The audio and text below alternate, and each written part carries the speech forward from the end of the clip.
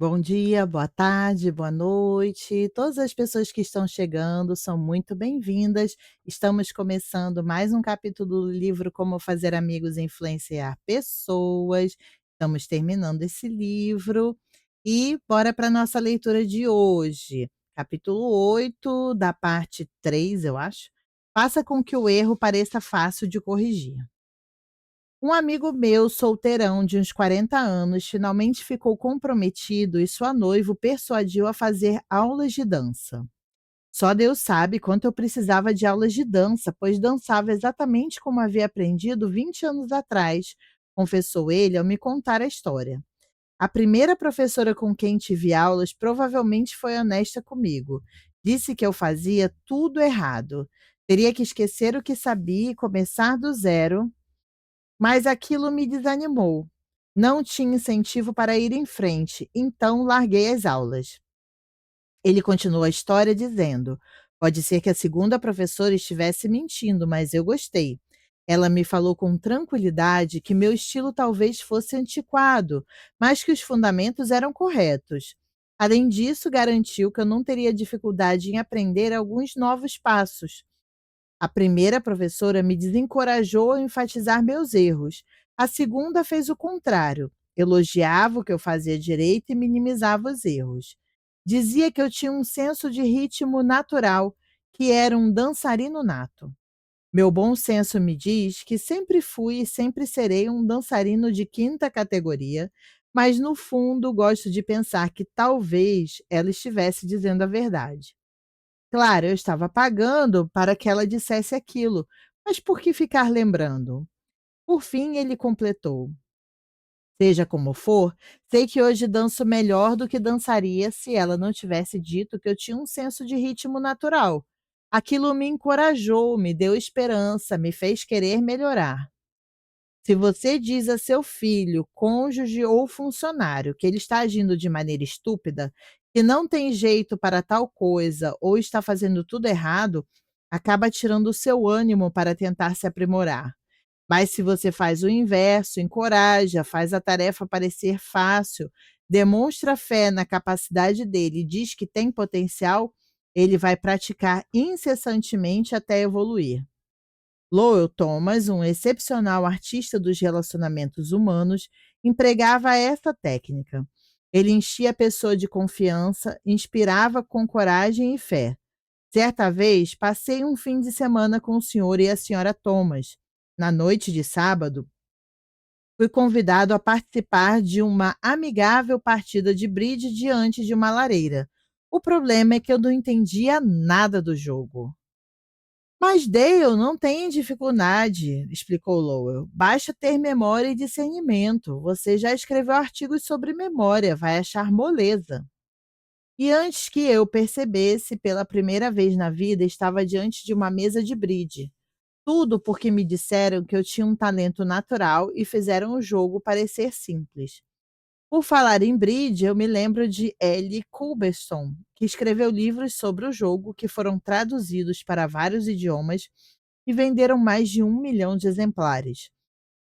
No entanto, ele jamais teria escolhido transformar o bridge em profissão se uma certa jovem não tivesse afirmado que ele tinha talento para o jogo. Ao chegar aos Estados Unidos em 1922, Culbertson, nascido na Romênia, procurou emprego de professor de filosofia e sociologia, mas não encontrou. Depois tentou vender carvão e fracassou. Nossa, olha aí a disparidade da coisa, né? Professor de filosofia e sociologia, aí tentou vender carvão e fracassou. Por fim, tentou ser vendedor de café e também fracassou. Ele sabia um pouco de bridge, mas nunca lhe ocorrera que um dia poderia dar aulas do jogo. Não só era um jogador fraco, como também muito teimoso. Fazia tantas perguntas e questionava tanto cada jogada dos adversários que ninguém queria jogar com ele. Foi quando conheceu uma bela professora de bridge, Josephine Dillon, se apaixonou e se casou com ela. Josephine reparou no modo cuidadoso com que ele analisava as cartas e o fez acreditar que era um gênio em potencial do baralho. Foi graças a esse incentivo e apenas a ele que Culbertson transformou o bridge em profissão, segundo ele mesmo me contou. Às vezes, um pequeno incentivo faz milagres.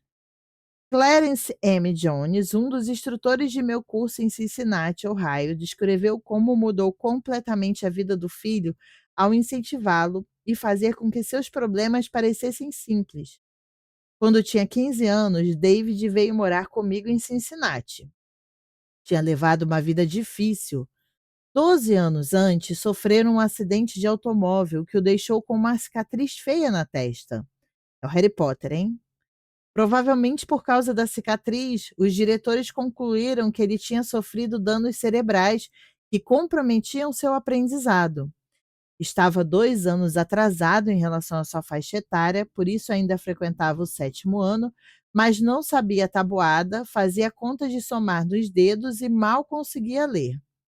Emocionado, ele continuou. Havia um ponto positivo, ele adorava mexer com rádios e outros aparelhos mecânicos e elétricos. Queria se tornar técnico. Por isso eu o encorajei, lembrei-lhe que precisaria saber matemática para poder fazer o curso de treinamento e decidi ajudá-lo a aprender a matéria. Montamos 4 conjuntos de cartões com problemas que envolviam as 4 operações: adição, subtração, multiplicação e divisão. Conforme estudávamos com os cartões, colocávamos as respostas certas na pilha do descarte. Quando David errava, eu dizia a resposta correta e colocava o cartão no bolo de repetição, até que não sobrasse nenhum. Então repetíamos o processo até que ele acertasse tudo em sequência.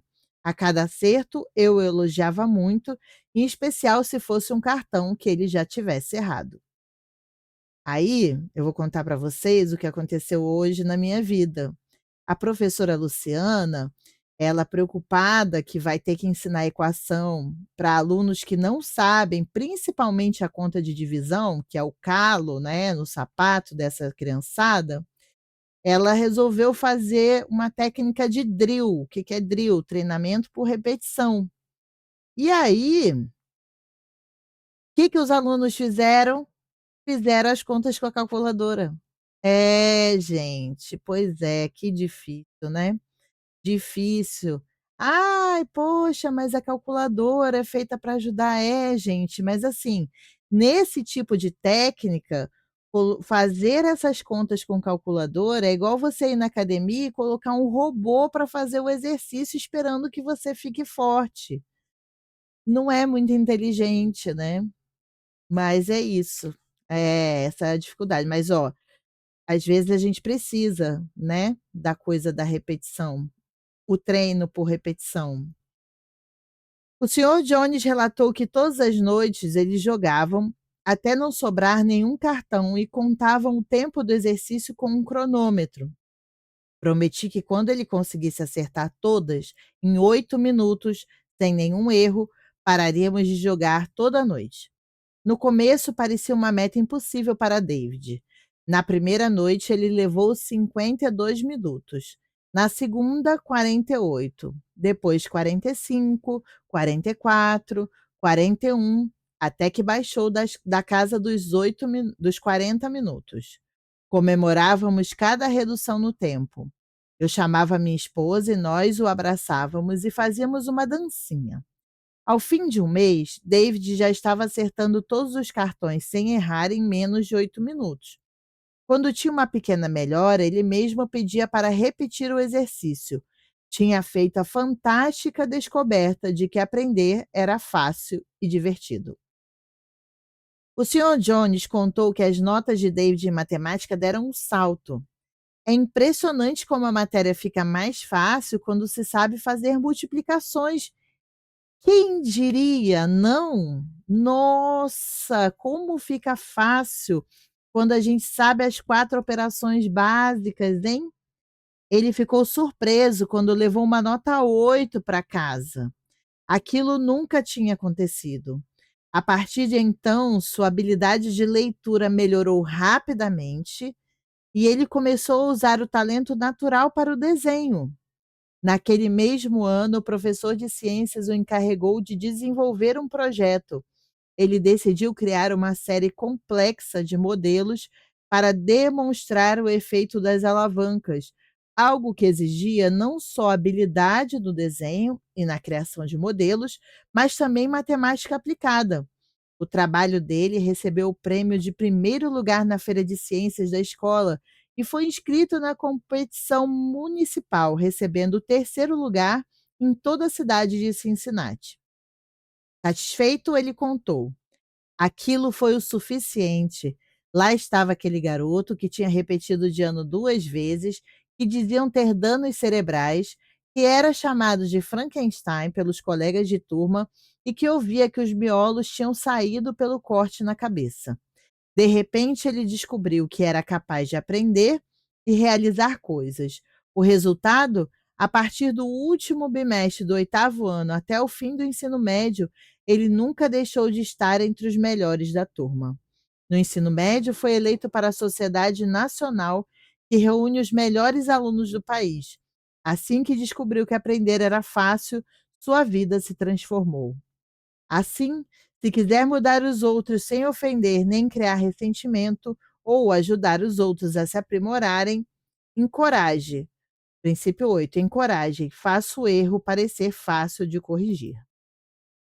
E assim é, eu fico pensando sempre no meu trabalho, né, quando eu leio esse livro aqui, e é sempre sobre isso, né, a gente está aí, tentando encorajar, eu tenho com eles, né, inclusive a gente eu instalei, né, o método, o hábito da gente ter 5 princípios diários para a gente seguir. Então tirei, né, do Reiki, adaptei e faço com eles, né, só por hoje, como é que começa? Só por hoje sou uma pessoa calma e tranquila, só por hoje confio nas minhas capacidades, só por hoje agradeço pela minha vida e por tudo que dela faz parte, só por hoje estudo e trabalho com dedicação e honestidade, só por hoje sou gentil e respeito todos os seres. E a gente repete toda a aula e eu falo para eles: "É só por hoje e a gente está tentando, às vezes a gente não consegue, mas a gente vai tentar". E é isso, só por hoje, tente você também. Mas às vezes é difícil, viu. Hoje foi um dia desses, mas vamos em frente, tá bom? Eu se você está aqui até agora, eu agradeço primeiramente por você estar prestigiando até o final do vídeo. Te convido a fazer parte aqui da nossa família de leitores, se inscrevendo no canal, a curtir esse vídeo para que ele se espalhe pelo YouTube.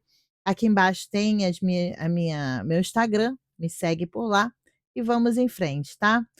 Eu vou ficando por aqui, a gente se vê no próximo vídeo. Um grande beijo, paz e luz, até a próxima e tchau. Tchau.